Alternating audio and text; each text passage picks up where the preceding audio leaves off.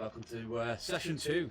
And in this week's episode, we're going to try and get everything finished that I had planned for the first one. So, Good luck. yeah, we should do. In fact, I've got everything that I need in case we get a bit further. Right, so we're going to start off this session with you guys trying to earn your hero points. So you can do a bit of a recap between you of what happened last time. I think I remember generally.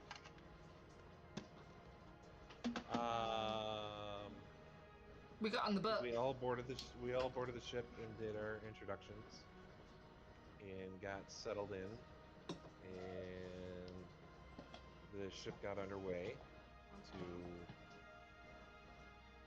somewhere, I can't remember where exactly. Bridge City. Bridge City, there we go. And we were on the ship called Alora's Pride.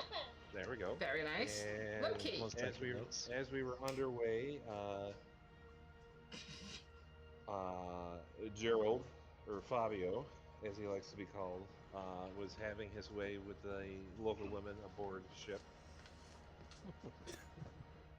And Maven was busy gently terrorizing the crew. And being a Crowd was lovable punching that too. child. And fellow travelers, and causing more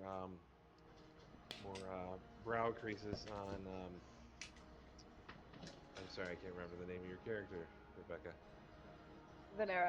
Venera.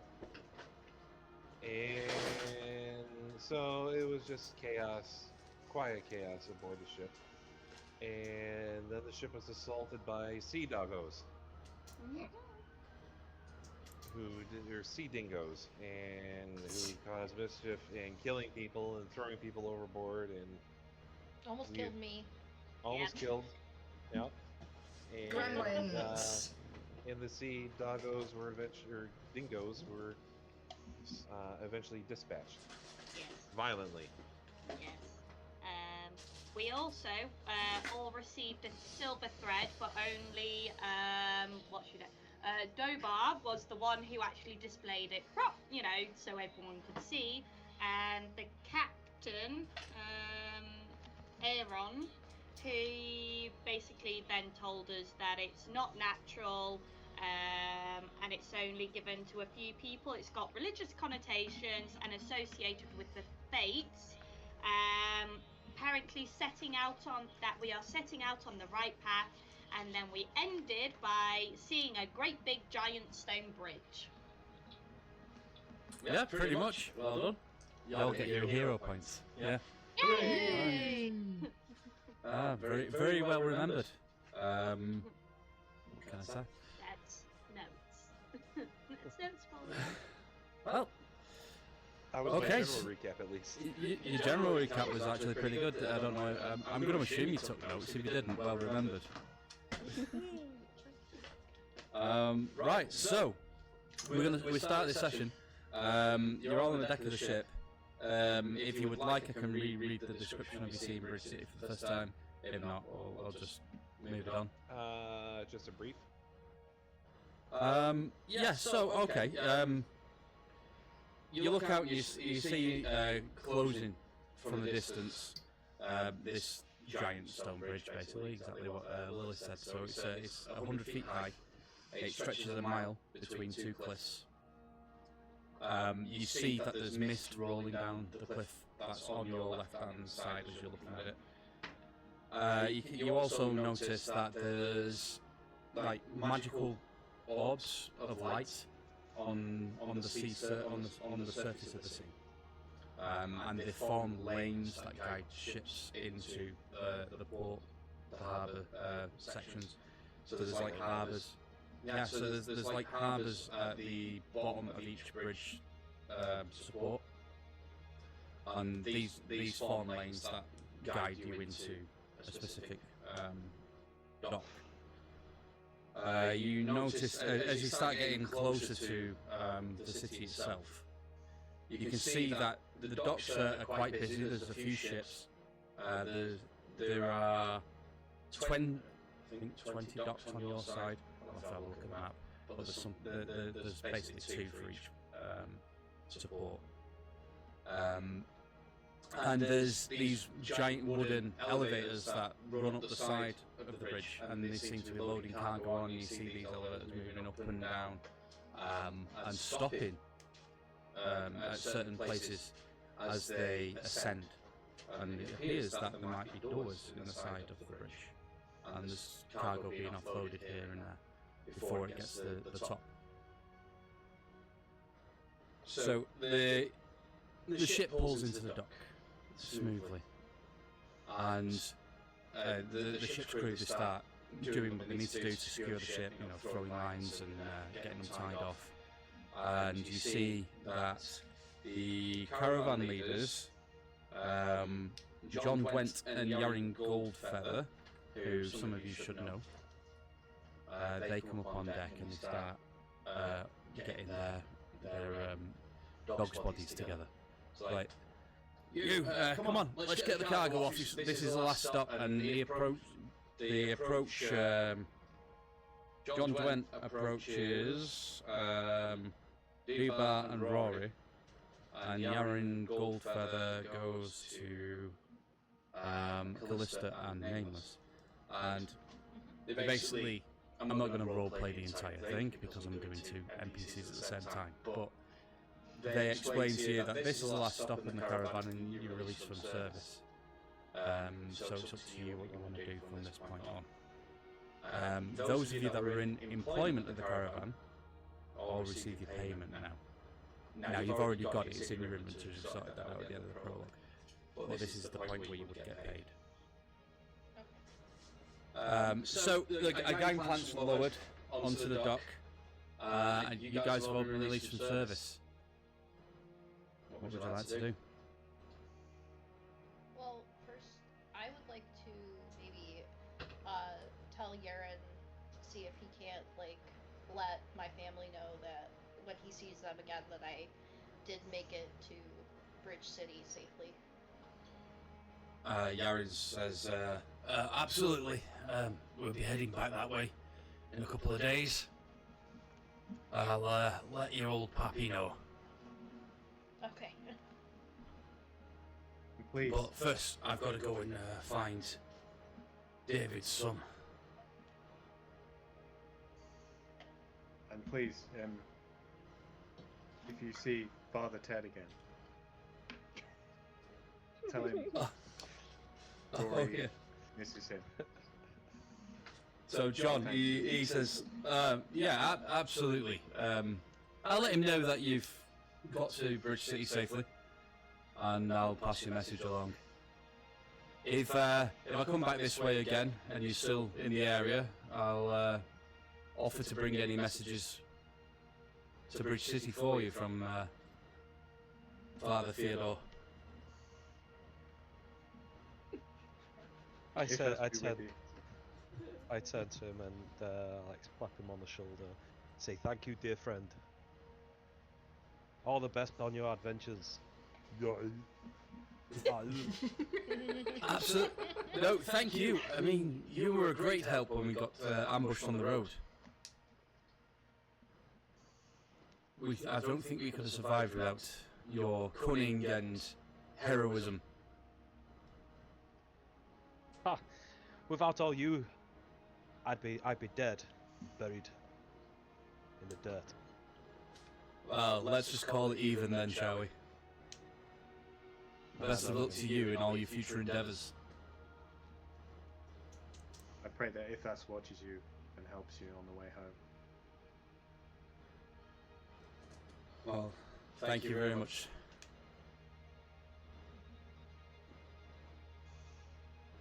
Well, I've got things to do. Just to get all this lot sorted out. You got any plans? I have private, but yes, I have plans. My own. Thank you. I hope to do well. I look around. Dubar looks around and he goes, "No plans. Where's the I, nearest bar? I showed Dubar the symbol that I picked off the baddie that we dispatched on the road. And I say, if you're up for it, I could do with some muscle to investigate this out. I like hold the symbol and like, what's the pay?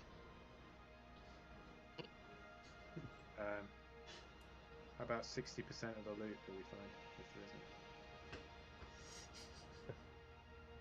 And these are wizards. Wizards have coin and treasure. It's a deal. Hey, anyone? Have you seen this symbol before? And I show them the Okay. symbol. Well, you show it them, so I will. Got it like badly drawn here. Yeah, no, that's pretty good. I was just gonna bring it up. No, never seen. Mabel literally just sort of like bounce over and like excitedly sort of investigate the symbol herself. So that should have popped up. Right. Okay. So the rest of you, obviously, Dubai and Rory have already investigated this. You can give me a history check. Well, I was gonna say the knight actually just takes his gear and heads down the ramp without looking back. Okay. Well, you walk off. I'll deal with you in a second then. Bye. Go well, friend. 13 on my history check. 17 for me. And I haven't rolled yet, but we're getting there. 6. 6 for 12. 12. It's a symbol. Right. Okay. Now with everybody, It the looks one that pretty. would actually make sense to have seen this symbol before actually got the highest score. So Venera. You have come across this once or twice. While you're out on your sabbatical, shall we say, you come across a number of orc or orc-kin with this tattooed on their arm. Well, I'll relay that to Rory.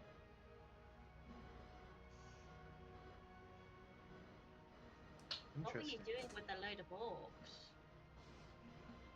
No, we got attacked on the road by a magic user. He says nervously, looking at Dubar. And we quite quickly dealt with them, but he had this symbol on him of a tower in the middle of a bridge, and obviously this place. I look up, but probably from the perspective I'm looking up, I can't see the tower at the top, right? Because we're down in the docks. Yeah, you'll be looking up, all you're going to see is bridge at the moment. I bet you that when we get to the top, there is a tower in the middle, and that this is linked to it. And I can't, in good conscience, drop this bread. Bubble.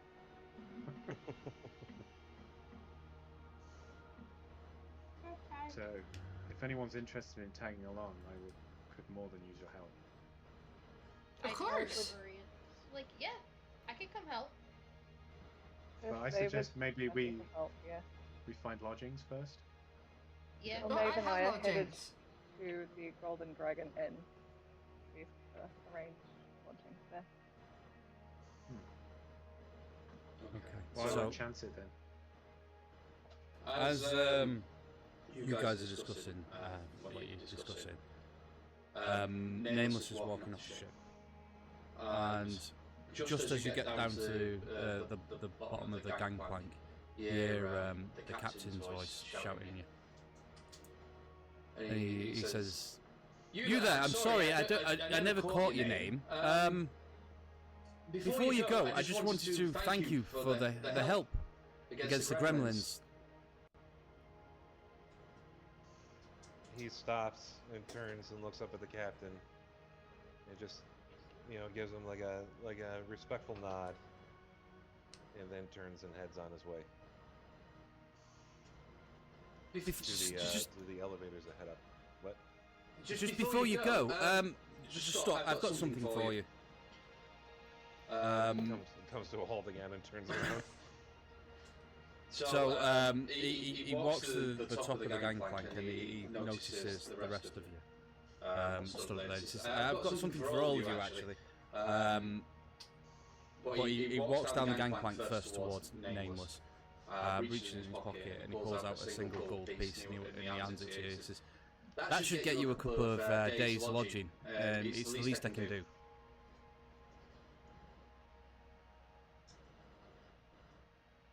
The knight, he takes it, and you can tell he's kind of hesitant when he's looking at it.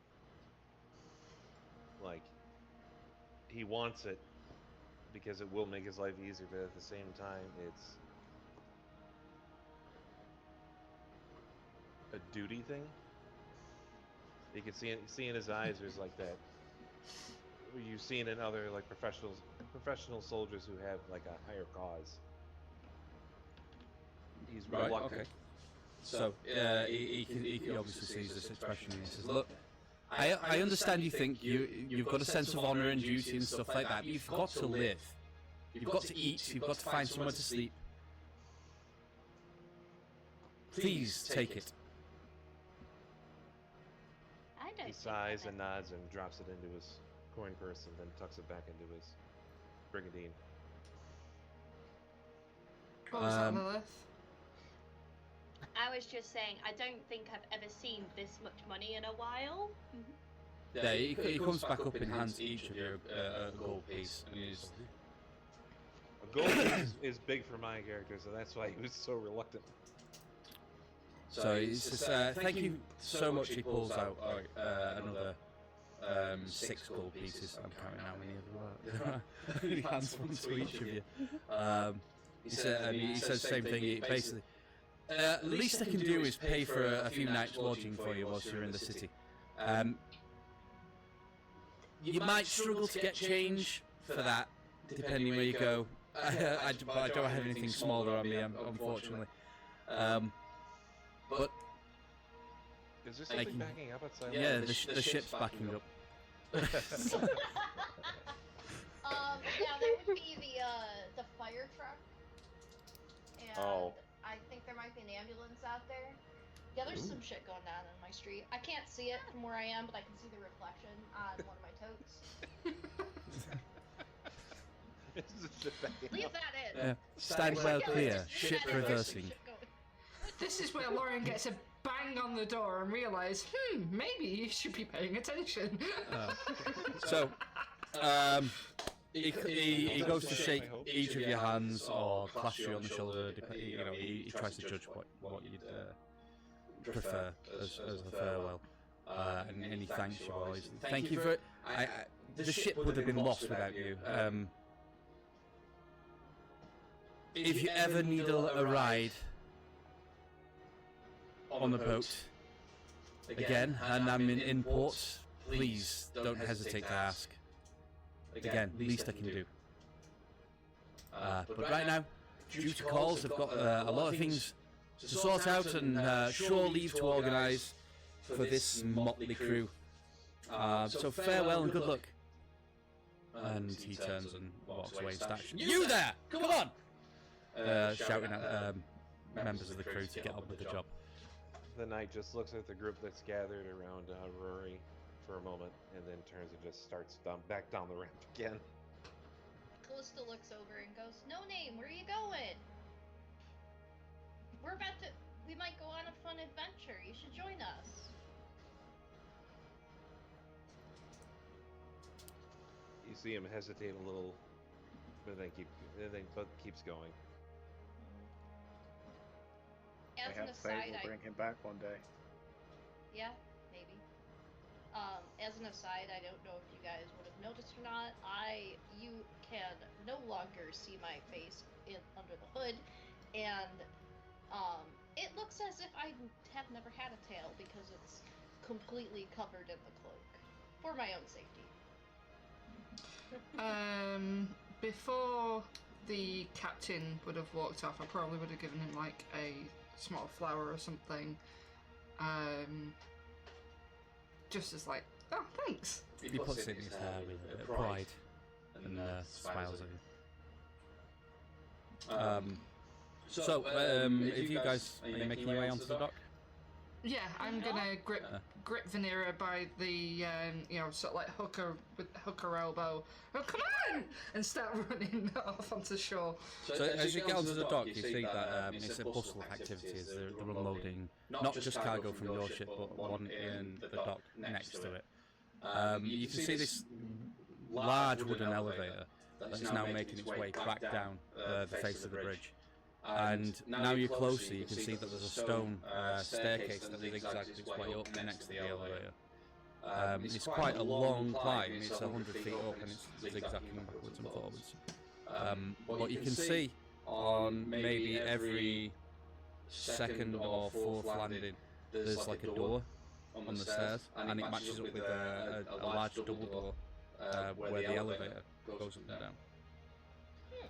down. As you get onto the docks, you get approached, well, Nameless will get approached first as you start walking over by a rather young looking dockhand, probably about 14, 15 years old.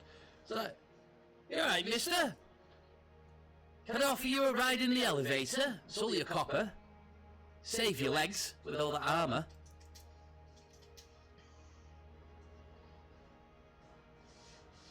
What does this kid look like? He's about, say, he's due for a growth spurt. He's only about 5'2". Shabby, short brown hair, looks a bit mucky. Obviously, he's working on the docks. His clothes, work clothes, basically a bit grimy. Worn, yeah. Freckles across his nose. He looks at the kid for a moment. He just stares at him, and then reaches into his brigandine and takes out 2. And he puts one in his palm, and then he shows the second one, and he says, "Make it fast." Well, it'll only go as fast as it'll go, but thank you. If you just wait here, and he points to an area that's just in front of where the elevator's going to stop and gets to the bottom. And he looks to the rest of the group. He says, do you all want a ride? Only a copper each? Are you tourists? Or are you just visiting? Undecided. Visiting! Just visiting. I'm traveling. I think what's it? exploring might be the better word for you, mate. And there goes the fire truck. I can give him a copper, and then I'll say, I can give you another copper if you There goes the other one. tell me where I could find the local arms house. I was gonna say, it's a forklift on the dock. Local arms. You want the temple? Yeah. Oh, there's a couple of temples actually. It depends which one you want.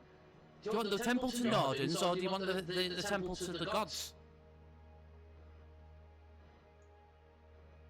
Nordens. Yeah, Nordens, god of the sea. Oh. Not familiar. Very important. He's got his own temple in Bridge City. Temple to all the gods then. Oh, you'll find that in Seawain. That's the nicer end. You get I up want to I want the poor end. the poor end. Okay. I suppose there's a couple of little. There's not really temples. There's shrines. And there's a couple of priests knocking about. Yeah, somewhere I could help. Oh well, you probably want the Dunay then. Dunay town. That's on. And he points. So if you're facing the bridge, he points to your left. It's like, see where all that mist is coming from? That's Dunay Town. That's the poorest side of the bridge. Not that anywhere's really that poor. Not here, anyway. Relatively speaking. Yeah, compared to the rest of the city, yeah, they're pretty down and out. I think that's where I'll head. You guys got Whereabouts anywhere is to that stay? in relation to the Green Dragon? No, not get anywhere. The Green Dragon? I've got to go to the Green Dragon. Golden. There's actually the Golden Dragon's a really good inn. Actually, it's a tavern too. What's the tavern? What's a tavern? They sell Sells beer. alcoholic beverages. That's where we're going. Food and beer. Well, that's A little one. that's And there's a tower over the small child, and I say, looking it up, and goes, Dubar says, the tower. Tell me about it. The tower? Oh, Yes. do you mean the university? University? ooh. Yeah, the university's got a big tower. It's the only tower I know about. Is it full of wizards? Yeah! You been here before? No. Venera, I think that's where we gotta go. Bald man. Yeah. Show him the symbol. Show him the symbol. Have you seen this symbol before, boy? Which symbol are you showing him? The tower with the bridge. Alright, he looks closely at it and he goes, yeah, that's the kind of thing that them wizards that are studying there where That's where we go. you don't see the witches wearing them though, weirdly. Witches? The witches? Yeah, witches and wizards. Tell us more about these witches? I don't know, I don't use magic, they're just- rocking at his heels for the stupid elevator. It's still coming down, it's got to come down 100 feet, it's not coming down really quickly though, it's made of wood. Right, he's just quietly being impatient. Is this symbol, is it just the one, or is it like the one that's related to the orcs and the one that's related to the wizards, or is it all the same symbol that you're talking about? It sounds like it's a secondary symbol. Yeah, Neither named Harry. thought I'd check.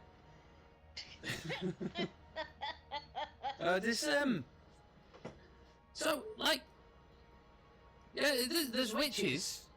There's not a lot of them though. But they're like, you know, they give you the evil eye sometimes if you don't talk to them right. Okay. It's better than the all-seeing eye, then, I would suppose. They keep saying I put a curse on you if you don't get on with your job. Stuff like that. Don't like them that much. But my friend Harry, he says that they deal with like natural magic instead of like that arcane stuff that the wizards like. So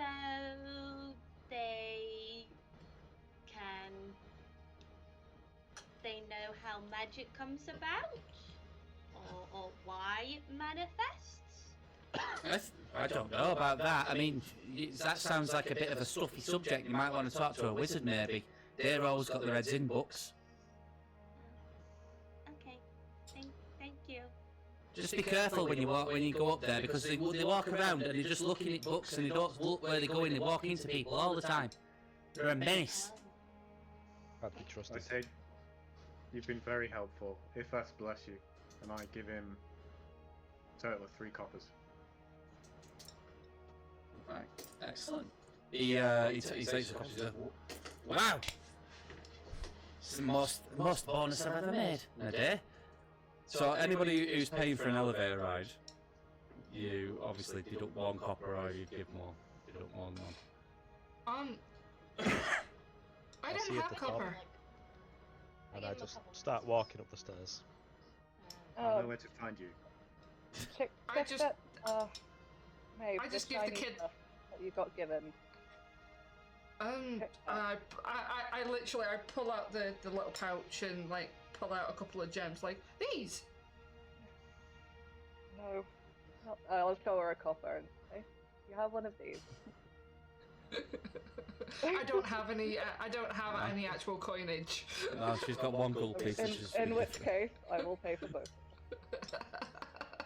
Thank you. And I tell you what, as a bonus, because you you give me all this extra money, I'll throw one of these in, and he reaches inside his waistcoat he's got on, and he pulls out a piece of parchment, and on the parchment is a crudely drawn map of the city that he obviously tries to sell to tourists when they turn up. It's on me. Oh, isn't that cute? It's got major landmarks on it. It's got the taverns are marked on it, the university is marked on it, and the brothels are marked on it for the sailors. That's The knight takes it and looks at it. He just stares at it intently, like he's just studying every inch of the map. It's not to scale at all. For somebody who's been in forest for most of the time, he can figure out roundabout where he is. So as you're staring at it, you hear the clunk, clunk, clunk, clunk as the elevator finally gets to the bottom. And Dubai's up like 3 flights of stairs by this point. And they start loading cargo onto this elevator, and but I'm sorry. What? There are children in my building now. I know. I get to push out Okay. the corridor. Sorry. It does Nameless have his back sort of like to the group, just waiting for this elevator coming down.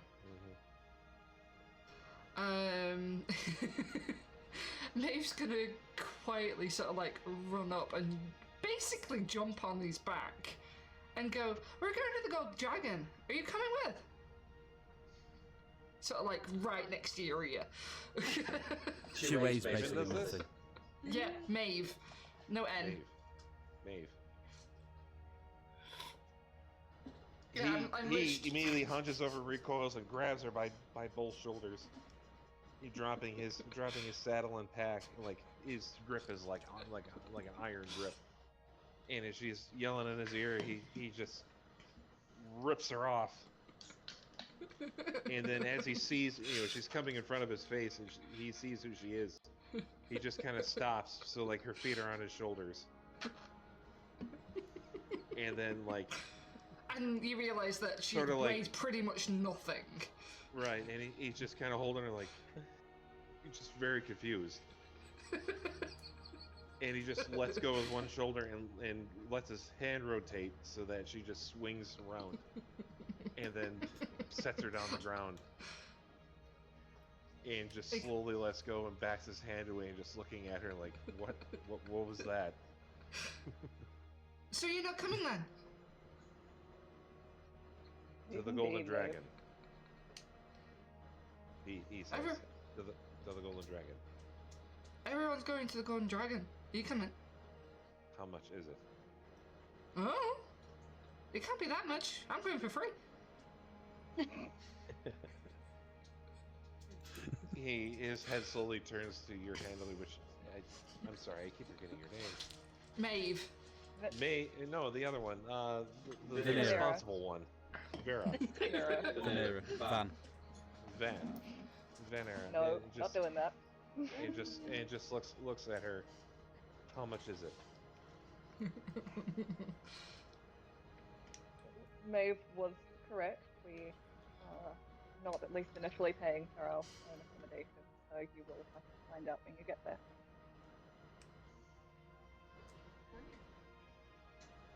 He just lets out this long, heavy sigh. Perhaps the boy will know. The what? The boy. Boy, dockhand. And then his head is like, I'm trying to make it sound like his head is just like a gun turret that just keeps sweeping for targets. And he looks at the boy and he goes, "Golden Dragon, how much?" What do you mean how much? How much for what? A drink? A room. A room? I don't know that. I don't stay there. It's not dear though. I mean, there's a cheaper place in Bridge City, but I wouldn't sleep in that. So it's the standard place then to go. It's normally very busy around year turn, but I mean, that was like last week, so it's probably calmed down. You might get it a bit cheaper now because there'll be empty rooms. Ooh. It looks like they've finished loading the lift. He rolls his eyes and steps onto the lift without another word. Stepping around Maven, clearly frustrated because he can't get an answer. Well, that's it then. You're coming with us. Look, Dubar's So- like Nice six like the steps now. stamp on He is just trudging. Hey guys! Hey guys! I can see you from here. Get to the elevator! Go do it now! Come on! Come on! Come on, get up to here! the chopper! So you all step on and the doors close. It's kind of like it's got like a half door, so it's like it's an open top elevator, but there's a half door, so things and people falling out. And it starts. Regulations. Yeah, sure. It starts going clunk, clunk, clunk, and you start moving up slowly, and it picks up speed a little bit, and then it gets to like around about the level with the fourth landing of the stairs, and then stops. There's a big set of like oak double doors that swing in, and there's a couple of people there that start dragging a few bits off the elevator. Well, it takes about 30 or 40 seconds. They're very quick about it, and it appears that the dock hands have loaded it in a way that makes it easier to unload. The double doors shut again, and it starts clunking off, and Dubar's now on flight number 6. After about 30 more seconds, you just draw a level with him, and then the elevator stops again to offload a couple of more bits of cargo.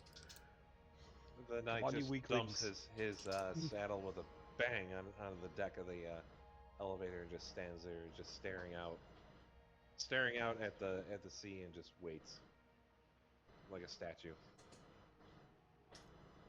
So that lot of cargo's offloaded, and now you're left with only a couple of barrels and a couple of small boxes, and the door's shut, and again it starts clunking away, and eventually you overtake Dubar completely. You're leaving him in the dust as you approach the top. Bye. So as I'm the so tempted to step right behind him and just like, I'll work with you. I Come thought on. you'd have dropped something Do on the him by that point, to exercise. be honest. I thought you'd have dropped something on him by now. Build those quads. yeah, just like leaning over the edge, like trying to spit on his head. Today's leg day. He's a Every guy day's that leg doesn't like day. to skip leg day. It's not triangle, man. As the wooden lift creaks to a halt and the doors swing open, you step out onto the bustling main road of Bridge City. The wide 30-foot thoroughfare stretches out before you. To the right, which is the north, you see the stately facade of the Bridge Hotel, a testament to the slightly higher class establishments in this part of the city. To your left and the south lies the welcoming and lively Happy Halfling Inn, a favourite among travellers for its warm atmosphere. You find yourselves at a bustling crossroads at the heart of the bridge, where a second 30-foot wide road intersects. This is the main artery of the bridge. You can look up and down and you can see it runs the full length. In the centre of the intersection stands a grand fountain, its water sparkling in the sunlight, providing a refreshing sight amidst the urban sprawl. Looking north from the fountain, your gaze catches an imposing tower. It rises stories above all the other buildings, and it's clearly the tallest building on the bridge. Certainly not the unseen university. No, it's not. Very The knight would stop and look at the tower, just kind of staring at it, and I don't know if anybody would notice the look on his face. Are you wearing a helmet? No, he does have a hood up and a face mask, like a half mask, just covering his nose and his face, but his eyes are still very visible. And I assume that's towards where the sunlight is, so his face would be seen. Yeah, I mean, everyone's got a passive perception of 11 or higher, so I'd say they can see. You know, if they're in close quarters, they'll be able to see the look on your face. Well, as he's following the elven women to this golden dragon, he just kind of looks up at that tower and kind of looks at it with disdain before carrying on. Okay. Is Dubar caught up now? Yeah, I think he would have done. Glistening probably with won't be sweat, out of women breath, pouring probably, off of him yeah. now. Yeah. He'll have a glisten on him with sweat, but he won't be out of breath. The air's quite pleasant. It's still winter, but this is the land of eternal summer, so it's like a cool spring day. Idyllic. Somebody, I thought I heard somebody wanting to speak. No? Joseph, oh, okay. So, you're there, you're in the centre of the bridge. Do you know where the Golden Dragon is? Nope. Is it on that little Never been map? here before. That you... Yeah, let's have a look at the map. Right, so, yeah, on the map is marked as a box with some crude handwriting that says Golden Dragon. And it looks like it's on the main road to the south. Well, we go that way then. Yeah. I peer over, like, look at the map, and then, as you're talking about going that way, I just say to, like, a random passerby, I go, "You, where's the Golden Dragon?" Okay, I'm going to do a roll for this passerby because you're a big barbarian. You're in the middle of the city now. Initially when you say you, he sort of steps back and he's like, oh gods, oh, are we being invaded?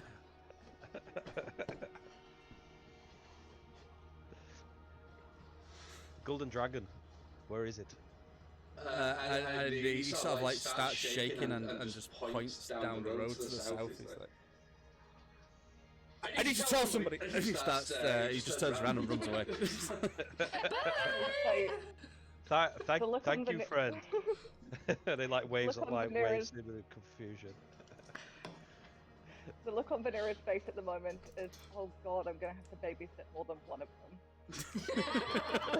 The knight just shakes his head and starts heading down the road ahead of the, without looking at the group towards the south, down the main thoroughfare. Just as he's going, he's just shaking his head every once in a while.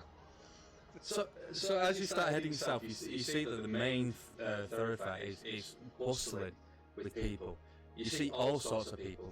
There's people really well dressed, obviously like nobles. There's people in rough clothes. There's every race from every goodly race is represented here. You see elves, gnomes. You even catch the view of a couple of tieflings walking around plain as day. You do see the odd wizard who is constantly being bumping into people and objects and light fittings as he's walking along the road, heading north towards obviously the university, and he's constantly being directed. Overhead, as you're walking down the street, you see a couple of women wearing all black with black hats on, flying over you on brooms, again towards the university. As you go on. What? Oh, thanks. And they headed to the Quidditch game. Absolutely. I was actually tempted to message one of them and just go, duck! Well, you were tempted. Are you going to do it? I mean, come on. Yeah, go on. Okay, which one are you messaging? There's two. There's one in the front, one in the back. The front one looks a bit younger. So I'm actually trying to make it seem like, you know, this is possibly like a bird strike inbound or something like that, just to throw her off. I don't know. Pick one at random for me. Okay. So let's say the front one. So what you're doing? You're just casting message. I'm literally just casting cantrip message, going duck. You see the woman on the front room. It sort of like dips a little bit and sways, and then you get a reply going. Is that you pissing about again? And that's how you get back.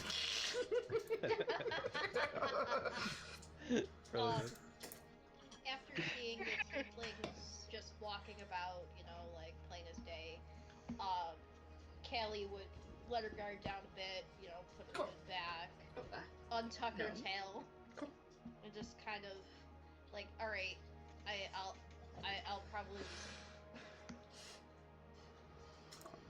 Yeah. All right. So you unveil yourself. Yep. And I'll, if I'm not, I will make them wish that they were more safe. You see, as you do that, nobody even bats an eyelid. Yeah. The people passing by just don't seem to care at all. You notice other people as well that all seem to be wearing some sort of like grey, rough-spun clothes like the old match. And they seem to be bustling about quickly toward like shops, carrying baskets of food and running back up towards the north. They don't look. The clothing is like obviously rough spun, but it doesn't look tatty. It looks almost pristine, and they look clean. As you carry on making your way south towards what you're hoping is the Golden Dragon, if the map is correct, let's say Dubar would definitely notice this. Maybe Rory, maybe Nameless. I'm not going to presume. But you see this very beautiful elf in a red dress, right? Which is she's totally out of place, even amongst all the people here. It seems like she's dressed to go to a ball or something. And she's walking towards. I'm going to show you the picture now. Definitely an agent. It's gone into chat, but you'll see it in the chat. So wow. Yeah. So where did you find that picture? Yeah. I made it. Which chat? I made her. May I? It's in Foundry chat. Right. I've clicked show to chat instead of show to players. So you see her, and she's walking towards you as a group, very purposely, but she's not looking at anybody. It doesn't appear that she's looking for any one of you. She's just purposely walking towards you.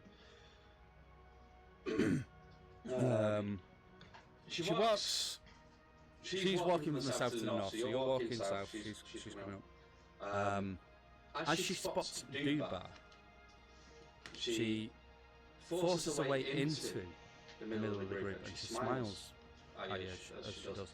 And then she puts one finger on Dubar's chest and runs down, and then just smiles at him and walks off.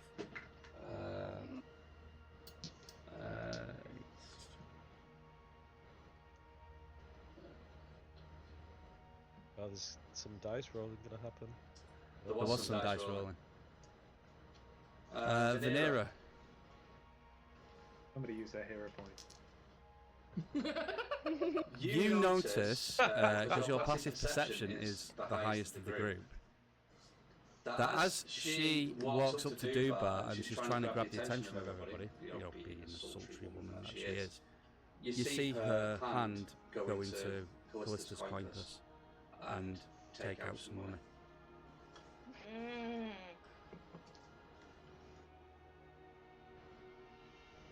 Can I grab a hand? I'll try to.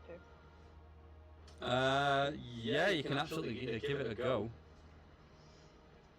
Where is she? That's life again. Let's see.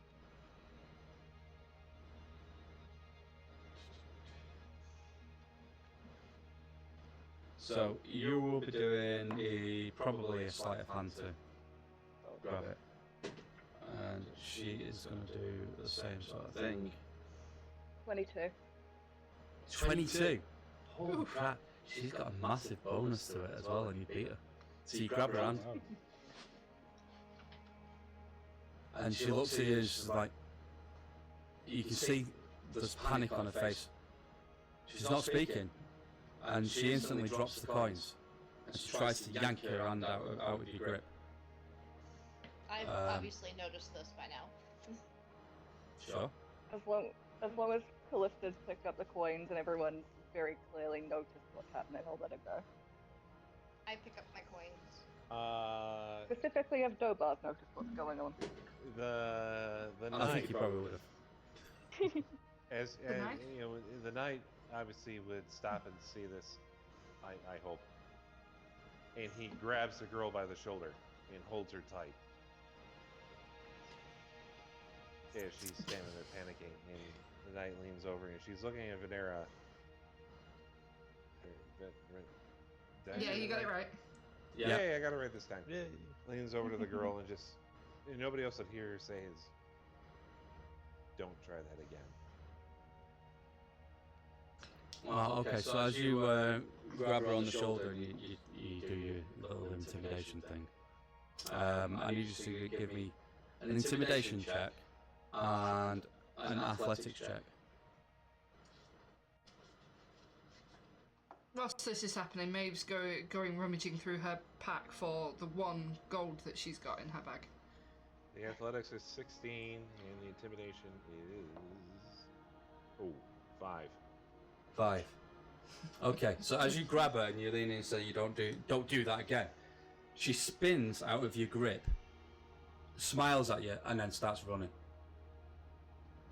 I've got a gold if you need it. Check your Nah, pockets. not now. Check your pockets, Nameless.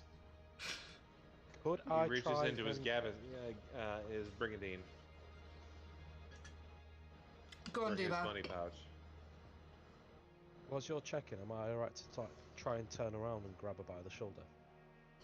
All right, she's doing a runner. Yeah, you can try. So Nameless, you're checking your money. So give me an investigation check. Dubar, you're going to be kind of doing this as a reaction as she runs past. So give me athletics. Oh yeah. Son of a bitch, 9. When your wife hands you ice cream.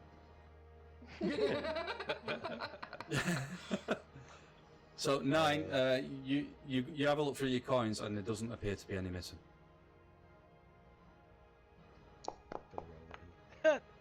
Holy That's shit! what- 25. 25. Ooh. Okay. He no longer has a shoulder.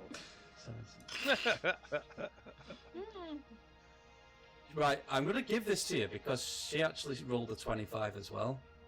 Oh, But Oh, it wasn't, no. but it wasn't a natural 20. okay. So it'll go to you. So you grab her. She almost gets out away from you, and you grab her. And her Just. feet almost kick out. What do you do? I spin around so she's facing me. And did she actually get away with taking the money? No, she dropped it. She actually dropped No. it, and Did she get away with my money? Not that you know of. It's not a high DC to check your own coin purse. So no, you're pretty confident that she didn't take any money out of your purse. And I just lean into her and go, "Where's the Golden Dragon?"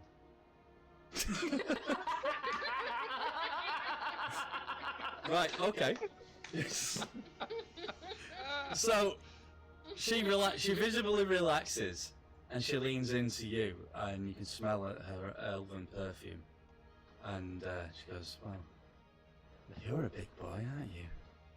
It's about a quarter of a mile just down there. And she points back down the road to the south. I can show you just how big I am if you'd like. Holy shit. So Oh dear. As Matt stands there feeling emasculated. make a persuasion check. Okay.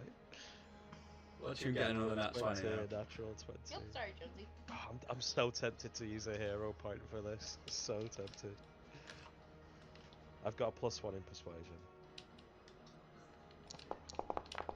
I want him to rob you. 17. That's pretty good. Not bad. So she just smiles and she runs her hand down your massive bicep, and she says, "Maybe another day, but yeah, absolutely. I'm busy today. People to go, I can see. places to go, people to do." People to do. And have you still got hold of her? I do, yeah. I've relaxed the grip a little bit. Well, if you don't mind, I need to be about my business. I'll remember you, though. Of course. And I just let go. She walks a couple. She's like that. She walks a couple of steps and then she does run, and you see that she ducks down an alley off to your left.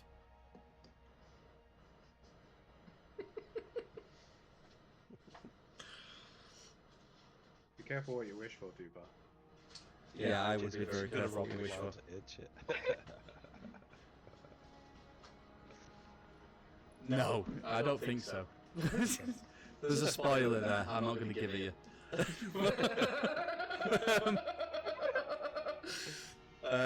Anyway, so I would, go on. I was gonna say, I would, just kind of turn to Veneer and go, thank you for noticing that. You're welcome. Oh, is she nice? I turn to Vanera and I say, I like you too.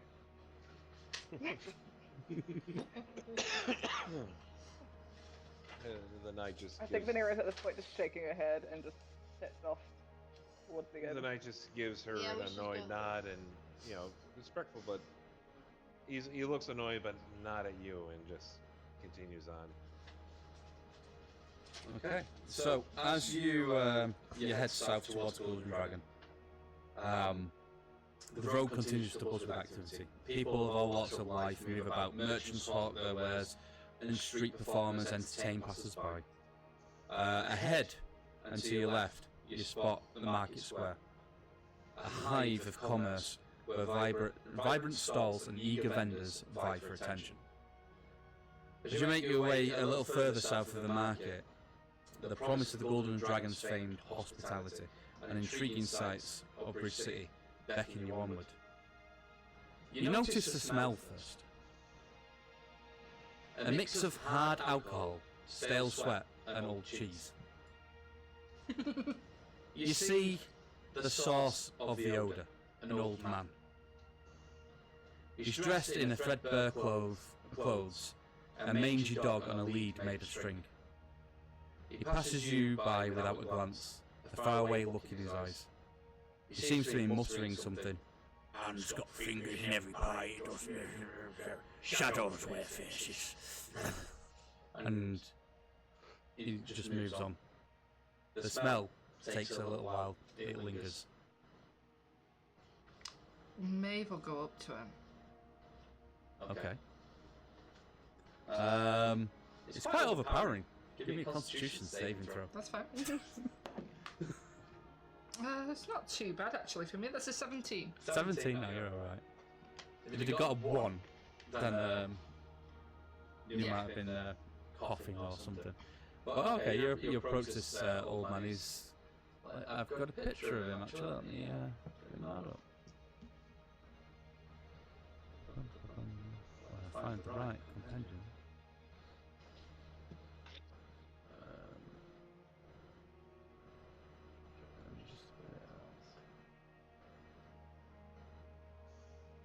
So Yo. And Mabel sort of like you said he sort of like sat on the. Did you say he was sat down or was he? no, he was walking. All right. He's just walked right past you. Like Yeah. you didn't even notice. He doesn't seem to notice anybody.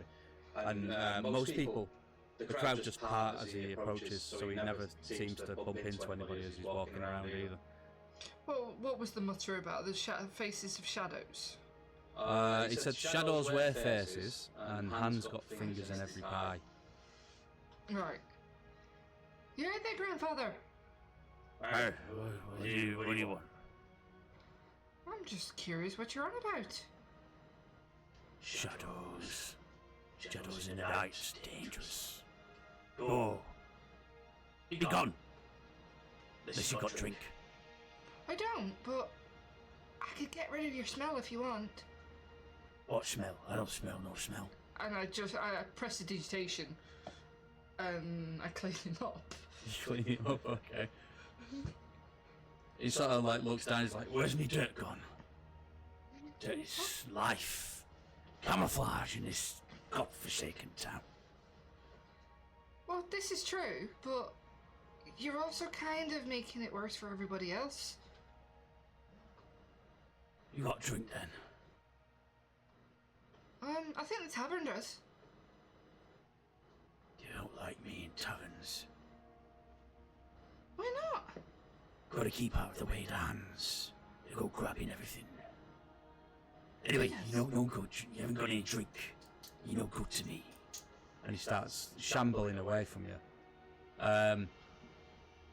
He quickly bumps into somebody because this time nobody gets out of his way because they don't smell him coming. And he looks back at you with almost like an evil eye. He's like, "What you done? You a witch?" No, I just made you pleasant. Keep away from me.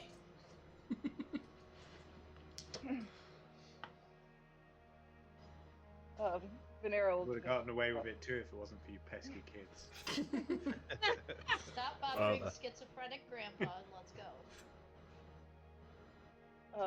Venera will just go kneel next to Maeve and be like, Maeve, some people don't want to be helped. Sometimes you have to let other people decide what's best for them. Yeah, but where they stink is messing up everybody else's day. I ain't gonna let that stand. You clearly haven't spent much time in wilderness then. Oh, I have.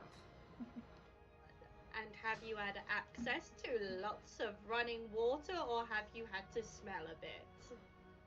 Oh no, there are streams at my home. Of course there is. So sometimes, yes. Let's hope that you You've never got- have to worry about that. Let's hope. Well, Let's hope. I can pray to Ithas and I can make water if we need it. Where were you when I needed you like several months ago? I think I Or can we learn could about just go this. to the Golden Dragon and get drunk. I could show you sometime. Uh-huh. Is that a promise? I think Dubar wants to go to the pub. Yeah, we've tarried here long enough. I have a feeling he wants a drink. We could all Don't do know with some whatever gave me refreshment. that impression. Okay, so you carry on, and you can sort of you see now in the distance. It's not too far. You see what appears to be a tavern. You can see the sign hanging. As you get a bit closer, you see on the opposite side to this tavern. You do see that it's the Golden Dragon. There's two lizard folk. These are not the lizard guy that Dubar and Rory fought. These are definitely just like they're the lesser. Dubar would know this. In that desert, the lizard guy that you fought in your prologue is a Druss. Oh yeah. So he's the ruling class. These are like the lower class of lizard folk. And there's two of them, and they seem to be preaching. They've got like a little crate, and they stood on this crate. They're wearing some sort of robe. They're preaching to whoever will listen, but nobody seems to be listening to them. You hear one of them saying, "Have you received the divine voicemail of Norman himself? Simply leave your prayers on the sacred voicemail stone, and if Norman deems it worthy, he may respond. Please note, the wait time for a divine callback can be extensive, but trust in Norman's perfect timing." And you hear the other one, he says, "Have you..." He sees you approaches. "You fine people, have you heard of Norman, God of Messages?" I haven't. "No, let me tell you then. He is a bona fide god, and he deals with everybody's messages. He has many ways of doing this. We have the voicemail stone, and we have this." And he reaches into his pocket and pulls out like a little lizard. He says, "Behold, the messenger lizard, blessed by Norman to carry your urgent messages. For a modest fee, our lizard couriers will scurry and deliver your written scrolls, ensuring your words reach their destination swiftly.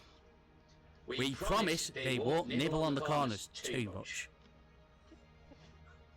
I roll my eyes and walk into the building. And where did these Darren. lizards go? Where does this god of yours live? He lives with all the gods in the heavens, of course. But Merlin Oh, didn't live in the heavens. heavens. Not all the Not gods all, live in heaven. not all together. Yeah, exactly. Listen to the bald man here. Krillin. He knows what he's Merlin, talking about. Merlin Some of them live in Minion the don't live ground. in the heavens. Some of them, exactly. Some of them live in the mountains. Some of them live inside us. And I don't know where they live anymore. They live But- everywhere. Well, you, fine sir, are obviously a master debater of the religious arts. Please. That's where the knight loses it, and he just bursts out laughing and heads into the Golden Dragon. Please take one of these leaflets. Yeah, two of you have already got him. And he pulls out a leaf. He pulls out a little leaflet, and he says, These weird looking things. If you read this, it'll tell you all about Norman, God of Messages, and you'll become a bit wiser in the world. And maybe, if you're feeling up to it, we could come round on maybe, another night to see you and discuss. I take the leaflet and look it over and go, maybe. But first, I drink. I do have a quick question to ask. Give me a performance check, Dubar, and go. A performance Okay. check, okay. Yeah, you just looked at the leaflet like you can read it. That is true. 20. 20, excellent. No, you pull it off. Yeah. You look worldly. I look like I can read. Can do Right, that. Callista. Well, you might not know that yet, but you... No, I just had a. Would I have seen lizard folk before? I would not have. No. But maybe. Not So, up that far yeah. north, no. Yeah, so that's why she would have rolled her eyes and walked in, because things are like. A little sounded overwhelming. weird, they look weird. No, absolutely, yeah, no, it's a good point, because from where you are, I mean, lizards are cold-blooded, they're not going to travel that far north if they can avoid it. Yeah. I'll have seen them. They're small me too. enough to where they could be food. They're not too small, they range from, well, these two, on the soapbox, are almost like 6 feet, but if they stood off the soapbox, they're probably about 5, 6, something like Oh, okay. Never mind. So they're not too small. I mean, these are the only two that you've seen. So Yeah. I'm sorry, but even our quiet stoic friend here, he has his limits, and with everything he's dealt with, just coming into Bruce City, and then he heard Master Debater, that was it. He just couldn't hold back anymore. He just bursted out laughing. Like that's what I said. He just laughed and went into the tavern. okay. So before you, obviously, I'll just give you this bit of really loud text, and we'll take a quick break. So the Golden Dragon. Before you, like a sentinel of hospitality, stands the illustrious Golden Dragon Inn. Its exterior is a captivating study in contrast. Red-orange bricks anchor the ground floor, providing a warm and inviting foundation, while the upper stories are clad in black wood and white plaster. The inn's architecture hints at a tale of rich history, echoing with whispers of countless tales told within these walls. A magical lamp suspended overhead emits a soft, welcoming glow, cutting through the thin mist that occasionally drifts through the city. The lamplight casts enchanting shadows that dance across the cobbled street, creating an otherworldly ambience. This ethereal beacon not only illuminates the entrance to the Golden Dragon Inn, but also beckons weary travellers like a shimmering guide through the urban labyrinth. As you approach, the murmurs of conversation spill out from the inn, accompanied by an orchestral burst of laughter and a melodic strains of a bard's tune. And that's where we'll take a break. Woo!